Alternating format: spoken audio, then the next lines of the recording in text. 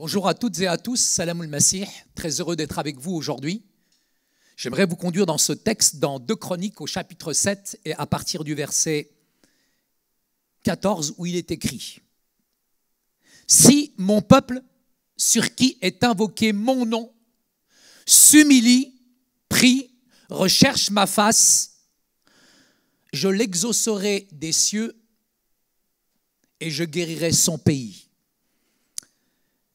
Ces paroles, ce matin, sont prononcées par Salomon lors de la dédicace du temple. Et il est nécessaire de préciser que le statut d'Israël n'est pas toujours en tout comparable à celui de l'Église et inversement. Mais nous pouvons en faire en tout cas une application spirituelle ce matin dans notre vie, pour l'Église et pour l'humanité, parce qu'en Jésus-Christ, nous avons accès à ces promesses qui sont contenues dans ce texte par ses attitudes, qui sont recommandées, qui sont celles de s'humilier, de prier, de rechercher la face de Dieu, de nous détourner de nos mauvaises voies. Et tout ceci a été accompli dans la personne de Jésus. Le quand, cette conjonction, est prononcée par Salomon après ces faits qui sont historiques et prophétiques, et quand a beaucoup plus, je dirais, de poids, de force, et il est beaucoup plus affirmatif. Dans 2 Chroniques au chapitre 5 au verset 1, Salomon a tout achevé de la même manière que le Christ à la croix a tout accompli. 2 Chroniques chapitre 5 verset 7. L'arche de l'alliance, elle est portée dans le lieu très saint de la même manière que le Christ aujourd'hui, spirituellement parlant, il est à la droite de Dieu, il est dans le lieu très saint aussi. Dans 2 Chroniques, au chapitre 5, au verset 14, les 120 sacrificateurs sont plongés dans la nuée. Et là, il y a un apport prophétique, puissant, et un parallèle avec le jour de la Pentecôte dans Actes au chapitre 2. Puisque ces promesses, maintenant, sont prononcées, sont actées, sont réalisées en Jésus-Christ. Alors on peut dire lorsque ou quand nous nous humilions, nous prions, nous recherchons la face de Dieu, Dieu est capable d'exaucer et de guérir nos cœurs et notre pays. Si mon peuple, Dieu se désire un peuple, le mot église signifie ecclésia, hors d'eux, et cet ensemble aujourd'hui de personnes constitue un peuple.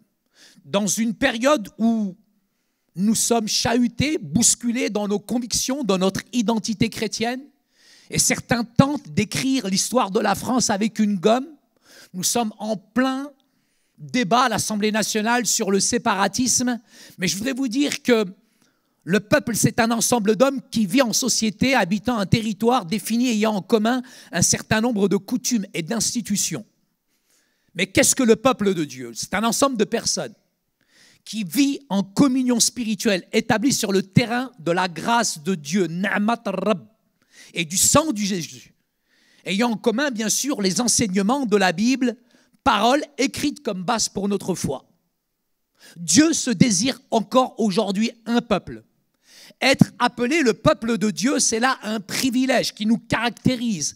Mais en même temps, dans la sainte parole de Corinthiens, au chapitre 6, versets 17 à 18, il y a ces mots, ces paroles qui sont là, sortez, séparez-vous, ne touchez pas. Cette manière de parler un petit peu par la négation, par la négative, nous invite à réaliser à quel point nous sommes le peuple de Dieu. Et en tant que peuple de Dieu, il y a des conditions où Dieu dit « J'habiterai, je vivrai au milieu de vous et je vous accueillerai ». Puisque nous avons, frères et sœurs, ce matin de telles promesses, purifions-nous de toute souillure, de la chair et de l'esprit, en développant jusqu'à son terme la sainteté sans laquelle nul ne verra le Seigneur. Tout réveil spirituel sera toujours marqué par des signes à un retour imminent à la sainteté de Dieu, où on se sépare de ces péchés qui nous collent tellement à la peau. Souvent on me dit, mais quel est l'objectif d'un pasteur? Quel est le but d'un pasteur? L'objectif, le but d'un pasteur, c'est de préparer son Église au retour de Jésus. Quand mon peuple s'humilie, et on voit que le mot s'humilier est cité juste avant prier. Et il faut faire la différence ce matin entre s'humilier et être humilié. Être humilié, c'est là le résultat parfois de circonstances ou d'événements qui mettent en évidence le péché, notre faiblesse, et qui nous montrent finalement nos lacunes, nos carences. Et ça peut être le fait d'être humilié par l'action divine. Mais s'humilier, c'est une action qui est volontaire, qui vient de nous-mêmes.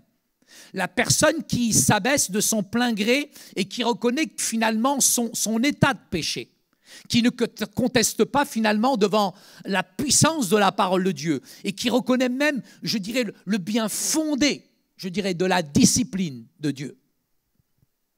Identifions finalement, dans cette période de confinement où on est comme muselé, bâillonné, on est comme un peu des prisonniers politiques, c'est presque une atteinte à nos libertés. On ne fait finalement que se concentrer sur nous-mêmes. Profitons de cette période de calamité parce que peut-être c'est une opportunité justement pour regarder ce qu'il y a à l'intérieur de nos cœurs. L'écoute de Dieu.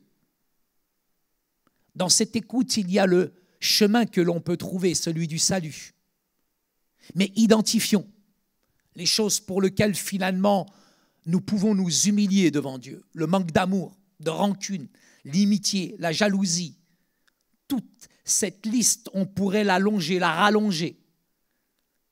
Mais Jacques chapitre 4 verset 10 nous dit ceci. Humiliez-vous devant le Seigneur, il vous élèvera. Pour respecter, je dirais, les Saintes Écritures, il faudrait peut-être se poser cette question, mais quel est l'inverse de l'humilité? C'est un vice qui n'épargne personne au monde, que chacun méprise quand il le voit finalement chez l'autre, et plus il est manifeste chez l'autre, plus finalement nous le détestons en nous-mêmes. Ceci est un véritable cancer de l'âme. Si nous ne reconnaissons pas ces choses-là, finalement, ça risque de grandir. Et l'onction de Dieu ne peut pas être sur nous. Il n'y a pas autre chose dont on est conscient en nous-mêmes et en même temps conscient chez les autres. On verra que finalement, tout le monde est orgueilleux et finalement, nous, on se voit comme parfait, on se voit bien.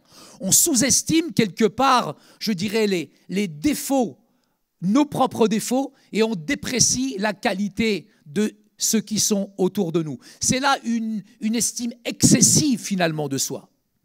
D'où vient-il ? La Bible, dans Marc chapitre 7, verset 14, nous dit c'est du dent. C'est où? C'est du dent. C'est où? C'est du cœur. C'est du cœur des hommes que sortent les mauvaises pensées, prostitution, vol, adultère, cupidité, méchanceté, ruse, dérèglement, regard envieux, blasphème, orgueil. Et dans la suite logique, l'orgueil peut nous conduire, frères et sœurs, à la folie. Il y a le roi David qui avait négligé la succession de son trône et un de ses fils, Adonia, s'est autoproclamé. Il s'est intronisé. Il est devenu orgueilleux faute de son père qui ne l'avait jamais repris. Et parents qui parfois chouchoutaient, gâtaient un peu trop vos enfants, deux choses l'une. Soit quand elle va grandir, cette personne qui a été choyée, éduquée avec tellement d'indulgence va être le centre de tous les intérêts, de toutes les attentions, elle va attendre les honneurs, elle n'ira jamais vers les autres. Soit cette personne a été brisée, cassée, frustrée, détruite. Et à l'âge adulte, finalement, elle cherche à tout contrôler. De façon générale, l'orgueil dénote un manque de maturité spirituelle, mais aussi en même temps psychologique. L'orgueil est un véritable fléau qui frappe tous les âges, même dans la vieillesse. Il y a cet autre épisode dans 2 Rois au chapitre 14, à partir du verset 7, où Amasia fit ce qui est droit et il bâtit 10 000 Édomites. Et le roi Joas, roi d'Israël, lui répondra face à sa menace, mais jouis de ta gloire, de ta victoire, mais reste chez toi. Pourquoi t'engager dans une aventure qui est malheureuse ? Amasia ne coûta pas finalement le roi Joas, roi d'Israël, croyant ramener Israël. gagner le monde entier. Et parfois, il y a des moments dans notre vie chrétienne, dans notre ministère, où on se croit fort. Et dans cette fausse force, malheureusement, nous nous en prenons à nos propres frères et sœurs, et même aux chrétiens, et parfois même aux rétrogrades. Même les apôtres qui ont côtoyé Jésus ont manifesté cette forme d'orgueil. Et Jésus rétorqua en leur disant, c'est pourquoi quiconque se rendra humble comme ce petit enfant sera le plus grand dans le royaume des cieux. Il est difficile d'en connaître, d'en reconnaître toutes les manifestations. Mais l'orgueil a plusieurs formes. C'est l'abbé Pierre qui dit, personne n'est orgueilleux tout le temps, mais à certaines périodes de notre vie, nous manifestons cet orgueil. L'orgueil agit avec jugement, avec critique, avec dureté de cœur. On est insensible, nous retenons presque l'amour des autres. On ne pardonne pas facilement et même lorsque le Saint-Esprit quelque part nous reprend, finalement nous mettons longtemps finalement avant de nous repentir. Mais regardons si nous avons de telles choses dans notre cœur et si nous les avons, embrassons véritablement la croix avec repentance. L'orgueil n'admet pas facilement ses erreurs. Vous me prenez, mais qu'en est-il de vous ? Cela nous conduit parfois à l'avarice. Et finalement, nous avons peur qu'il n'en ait jamais finalement assez pour nous. L'orgueil produit la pitié de soi. Vous savez ce que c'est que la pitié de soi ? Finalement, c'est la victimisation. C'est un abîme sans fond dont on ne peut pas sortir finalement quelque part. Nous sommes toujours insatisfaits. On est dans cette pitié de soi parce que nous violons le commandement de Dieu qui nous dit de ne pas nous comparer les uns et les autres. On pense plus à notre intérêt qu'à l'intérêt du groupe. Cet orgueil produit la crainte des autres. Je me soucie parfois plus de ce que les gens pensent plutôt que ce que Dieu devrait penser. Je vous assure que la louange, la prière, l'intercession prendraient finalement une autre dimension si on pensait plus ce que Dieu pense plutôt que les gens qui sont autour de nous. L'orgueil apporte l'impatience avec les autres. C'est ce qu'on appelle un conflit de personnalité. Je n'arrive pas à m'entendre avec telle personne. On sélectionne nos relations, nos amitiés. Je crois que la qualité spirituelle d'un chrétien se mesure finalement à la communion fraternelle qu'il a avec l'ensemble de l'Église. Je ne parle pas ce matin de confident. Mais il n'y a pas de telle chose, je dirais, dans le royaume de Dieu. Est-ce que la main peut dire au pied que je n'ai pas besoin de toi ? L'orgueil nous conduit parfois à nous appuyer sur notre propre compréhension. On a la conviction infaillible dans nos opinions. On se croit même capable de discerner la volonté de Dieu mieux que le pasteur. Et parfois, on ne comprend pas finalement ce que Dieu veut nous dire à certaines saisons de notre vie et l'onction de Dieu n'est pas sur nous. On accepte la lettre de la loi, mais on néglige l'esprit de la lettre. Quand on prétend ne rien avoir à recevoir des autres, on a cessé de vivre. L'orgueil amène cette confiance excessive de soi. On compte sur nos propres expériences, nos propres forces, si bien qu'on attribue plus de crédibilité à notre expérience qu'à la puissance de la parole de Dieu. Il y a une personne qui est venue me voir et qui me dit « Mais Saïd, comment ça part ? Tu peux aller d'imposition des mains en imposition des mains sans sous-estimer la puissance de celui qui va t'imposer les mains. Mais il y a un ordre. Un paralytique a besoin d'un miracle. Quelqu'un qui est lié a besoin tout simplement d'une délivrance. Un malade a besoin de guérison. Et si tu as mal à la tête, qu'on est en fin de journée, j'ai envie de te dire, va dormir. C'est quand nous nous tournons véritablement vers la croix avec repentance. C'est quand nous traversons le chemin du désert. C'est là où Dieu envoie sa parole. Et là, il y a la guérison. C'est pour ça que l'Éternel dit « Je suis l'Éternel qui te guérit ». L'orgueil produit le mécontentement, l'insatisfaction. Mais est-ce que je suis content dans l'église dans laquelle je suis ? Est-ce que je suis content dans la famille dans laquelle Dieu m'a mis ? Le peuple dans le désert, c'est plein, le ventre plein. Et pourtant, Dieu les a fait traverser ce désert pour leur montrer ce qu'il y avait à l'intérieur de leur cœur. Et parfois, Dieu nous place dans certaines communautés chrétiennes pour nous tester, pour nous éprouver, pour nous montrer ce qu'il y a à l'intérieur de nos cœurs. Tôt ou tard, ça se révèle. Mais le peuple dans le désert s'est rebellé, a regimbé, a hurlé, s'est révolté contre Dieu. Mais par nature, nous sommes des enfants de rébellion, de colère. Mais à moins que nous comprenions la saison et le chemin dans lequel Dieu veut nous faire traverser, pour nous humilier, pour nous montrer ce qu'il y a dans nos cœurs et dans nos vies.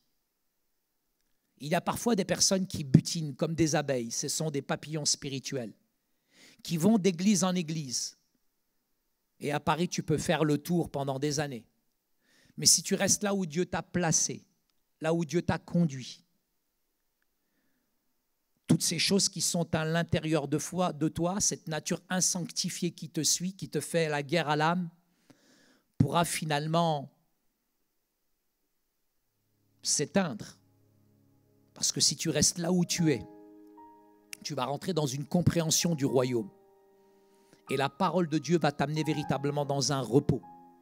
Et tu seras heureux, tu seras éprouvé, tu seras chahuté, tu seras sanctifié, tu seras taillé, tu seras émondé. Mais tu finiras par être heureux. Frères et sœurs, ce matin, le si peut devenir quand, qui est beaucoup plus affirmatif. Et quand le peuple de Dieu, dans cette période particulière, surréaliste, où c'est complètement, on est dans une turpitude comme on n'a jamais traversé, quand le peuple de Dieu s'humilie,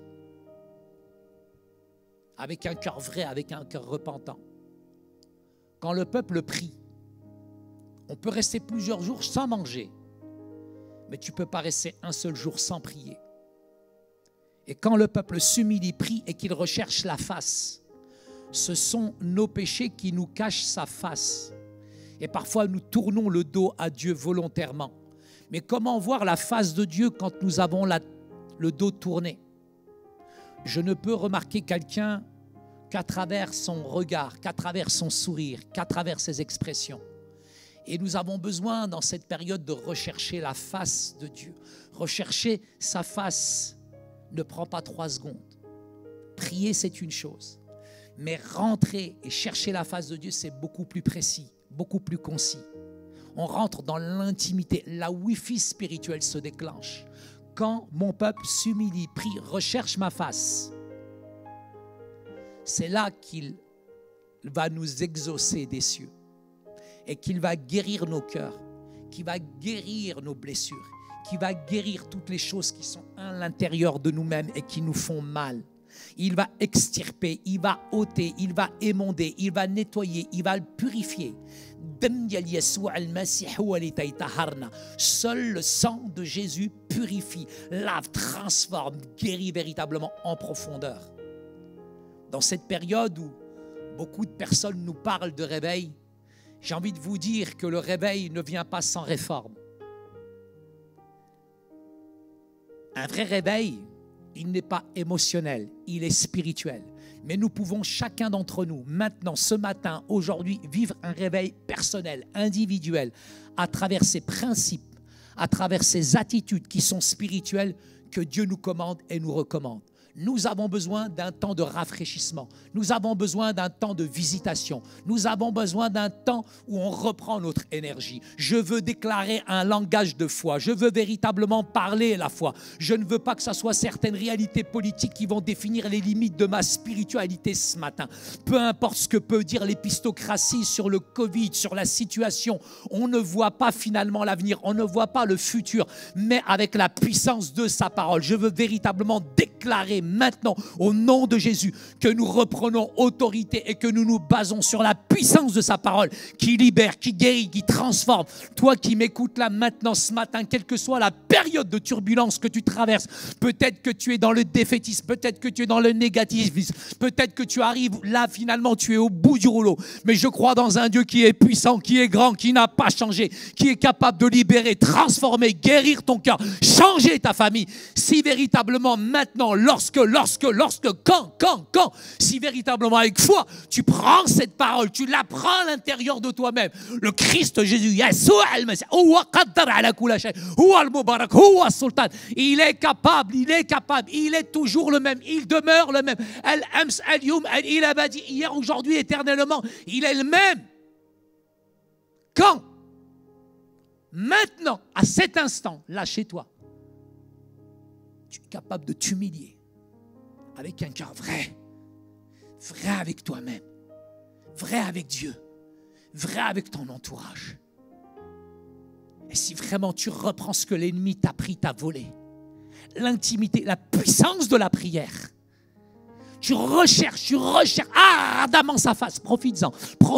T'es pas confiné, c'est dans ta tête le confinement, t'es pas confiné. Avec Dieu, tu es libre. Tu es libre en Jésus.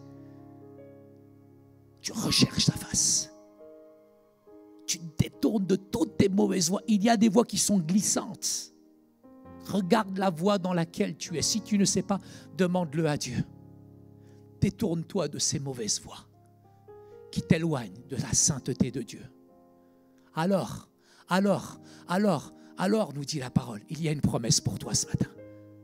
Je guérirai ton cœur, je guérirai tes pensées, je guérirai tes sentiments, je guérirai ta famille, je guérirai ton corps, je guérirai ton pays. À quel point, ce matin, nous avons besoin tous ensemble de le déclarer avec force, avec amour, avec autorité. Père, bénis toutes ces personnes qui nous suivent ce matin. Je te prie véritablement de leur envoyer ta parole avec puissance, avec force, avec autorité. Saisis par la foi cette parole qui est puissante. Dans 2 Chroniques, chapitre 7, verset 14. Dis maintenant, à cet instant, je vais m'approcher de Dieu, je vais m'humilier, je vais prier, je vais chercher sa face. Je vais me détourner de toutes ces mauvaises voies. Alors là, maintenant, Seigneur, tu vas guérir mon pays. Tu vas guérir ma famille. Tu vas guérir mon cœur. Que Dieu vous bénisse. Merci.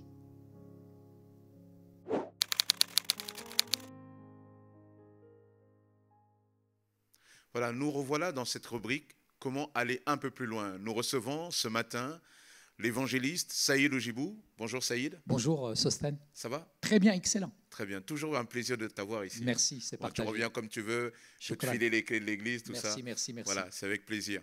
Donc nous allons approfondir un peu le message que tu as apporté ce matin avec ce thème de 2 Chroniques 7, verset 14. Tu peux nous rappeler le verset? Oui, tout simplement, c'est un texte que j'affectionne, que j'aime particulièrement, donc qui est une grande promesse. C'est vrai que le si, quand il devient quand, est possible spirituellement parlant, quand on en fait une application spirituelle dans notre vie. Quand mon peuple sur qui est invoqué mon nom s'humilie, bien sûr, il y a des mots qui sont très importants, s'humilier, prier, mais aller beaucoup plus profondément que la prière, c'est pas négliger la prière, c'est peut-être aller beaucoup plus précis. Rechercher la face de Dieu, ça prend parfois des heures, peut-être des mois, peut-être des années. Et là, il est très important pour nous aussi, peut-être dans cette période-là, de se détourner de nos mauvaises voies. Et il y a des voies qui sont glissantes, il y a des voies qui sont tortueuses, il y a des voies dans lesquelles on ne sait pas finalement dans lesquelles on est. Là, il faut demander à Dieu. Et je pense qu'il y a une guérison qui peut être surnaturelle. Là, Dieu nous dit véritablement qu'il peut, véritablement, et il le veut, du plus haut du ciel, là où Christ est à la droite de Dieu, exaucer et guérir nos cœurs, nos sentiments, toutes nos blessures qui sont à l'intérieur de nous-mêmes, puisque le sang de Jésus nous purifie véritablement de tout péché. Mais il y a une condition. La condition. Voilà. La condition, elle est simple. La condition, c'est de venir avec Dieu, d'abord avec un cœur qui soit repentant. Et je pense que l'inverse, vraiment l'inverse de l'humilité, c'est que Dieu résiste à qui? Dieu résiste à qui? Dieu résiste aux orgueilleux, mais il donne sa grâce à ceux qui sont humbles. Et souvent, nous ne comprenons pas ce verset. C'est vrai que l'orgueil précède la chute, mais l'humilité aussi précède la gloire.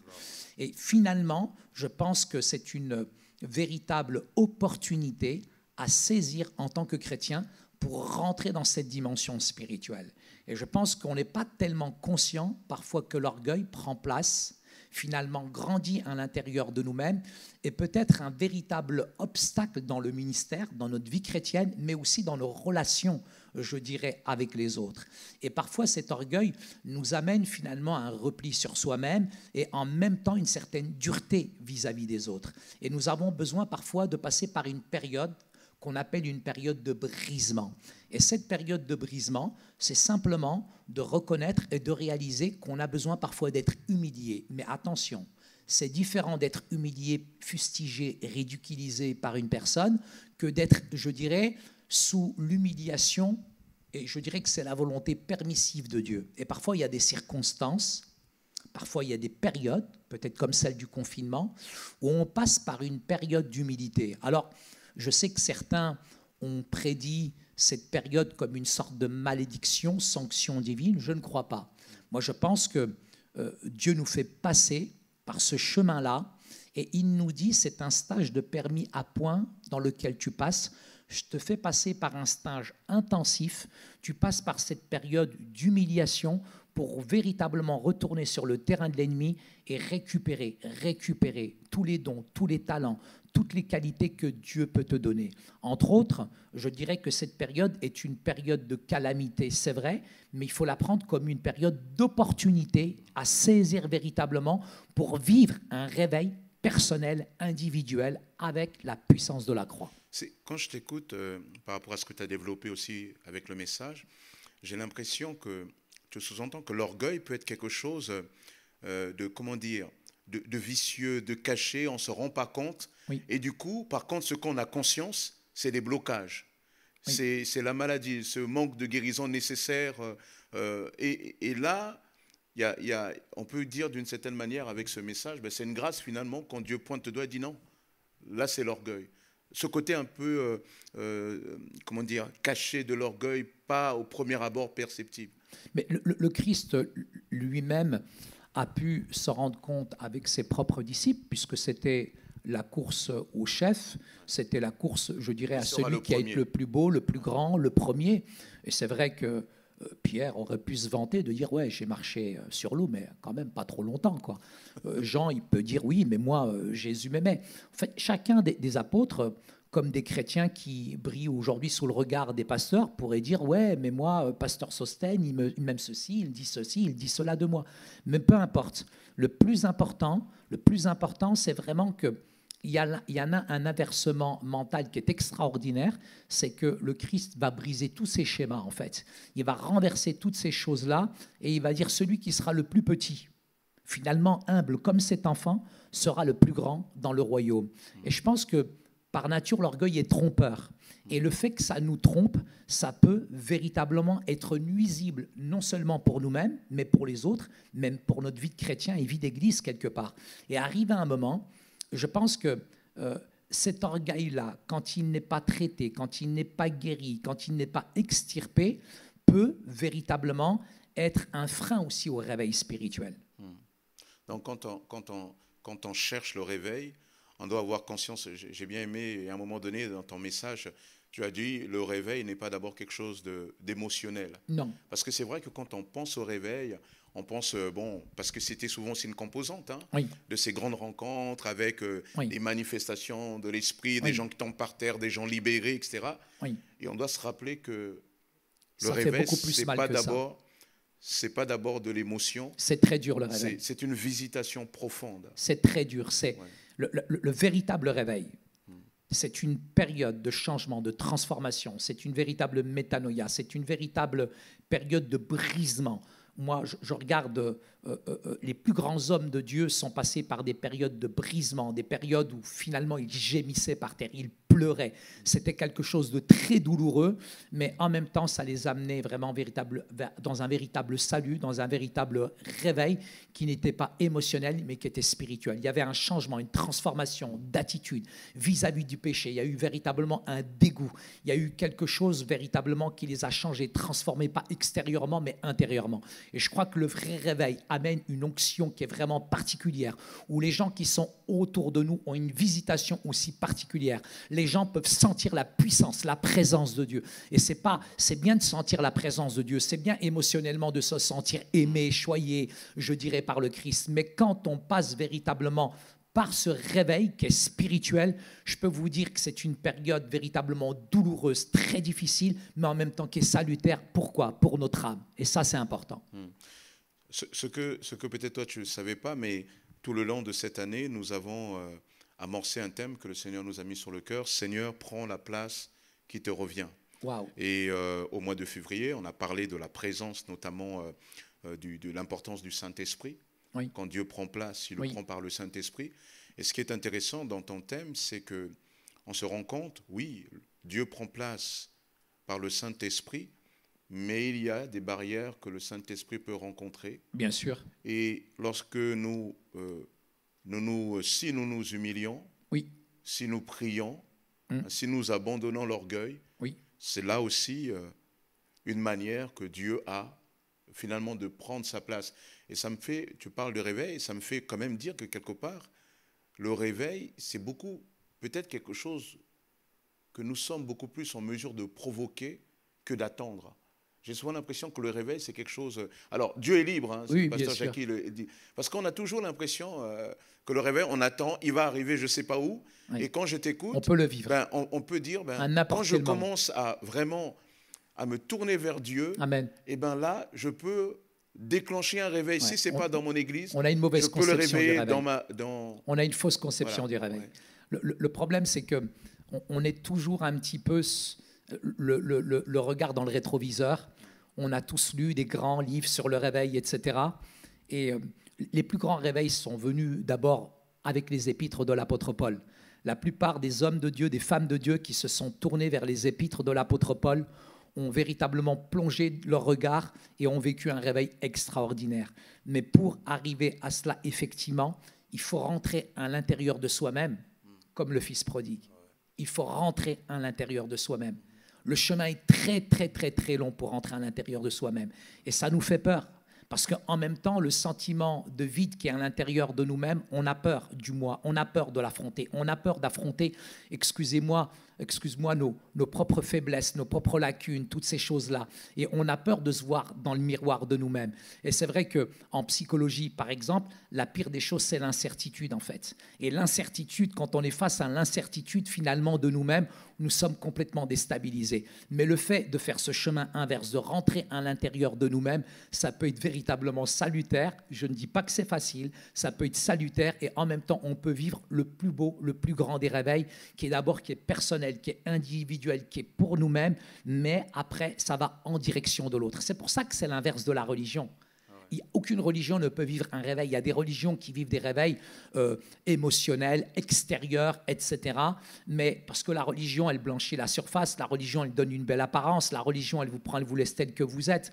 Mais finalement, l'évangile, lui, le vrai réveil de l'évangile, c'est que Jésus opère de l'intérieur. Il transforme de l'intérieur et il pousse après vers l'extérieur. C'est un véritable changement, une transformation. C'est pour ça que pour moi, la plus belle des choses, c'est vraiment de réaliser que le réveil, nous pouvons le vivre à certaines périodes de notre vie si véritablement nous sommes prêts à le déclencher. Mais il faut être prêt à le déclencher. Il faut être prêt véritablement, je dirais, à mettre en application, je dirais, ces attitudes qui sont dans ce texte biblique. D'une certaine manière, on peut dire, oui, mais il y a aussi un prix à payer, quoi. Oui, il y a un grand prix à payer. Il y a un grand prix à payer. Il y a un très, très grand prix à payer. D'accord. Ok, merci Saïd en tout cas pour ce partage. Voilà, vous avez compris, c'est très important. Notez toujours que lorsque un message est apporté, et même quand ce message nous bouscule, c'est toujours pour notre bien. Amen. C'est une expression de l'amour de Dieu pour vous. Et si ce message vous a interpellé, voire pour certains bousculé, ça veut dire que Dieu veut faire des grandes choses. Saïd a parlé d'incertitude. N'oubliez pas, même s'il y a l'incertitude par rapport à l'avenir, par rapport à comment ça peut se faire, n'oubliez pas que Dieu est avec nous. Il est le Dieu qui nous fait vivre l'incertitude et le Seigneur, il nous veut le bien. En tout cas, méditez bien là-dessus. Laissez le Saint-Esprit vous parler tout le long de cette semaine. Merci Saïd, que le Seigneur te bénisse. Voilà, c'est avec Saïd aussi qu'on travaille sur le projet DOC, Oui. un Digital Oriental Church. Très beau projet. Et voilà. Et en tout cas, nous vous bénissons dans le nom du Seigneur. Restez connectés en Jésus. Amen. Amen.